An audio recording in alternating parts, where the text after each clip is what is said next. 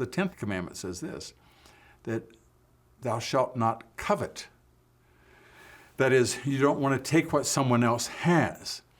And that's the distinction between socialism and free enterprise.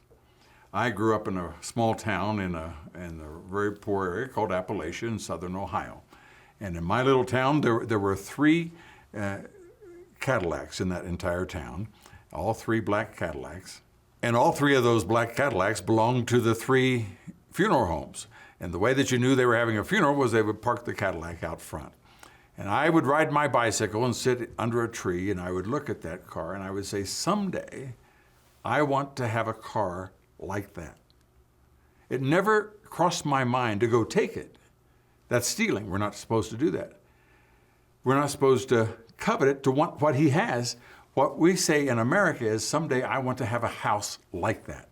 You know, we've traveled around the world somewhat, and people will often come up to you as a member of Congress, and they'll say, you know, I've been to America. And my wife is an engaging sort, and so she said, well, what is there about America? Is there anything in particular that startles you or that impressed you or that was a surprise? And the answer that comes back more than anything else is this. It says that in America, you don't have walls around your properties.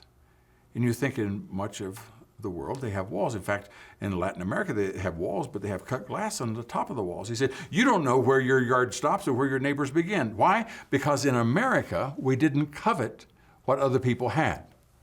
If we wanted a nice home, he didn't have to put a wall around it because we weren't going to take it. We were going to someday hopefully have one of our own, and that's what free enterprise allows us to do. Under socialism, government decided who the rich people were, as we learned in lesson number 4. But in free enterprise, people reward us based upon what we can do for others. And so what God says is, thou shalt not covet. The principle of socialism is that if you vote for me, I will take what that person has and I'll give it to you.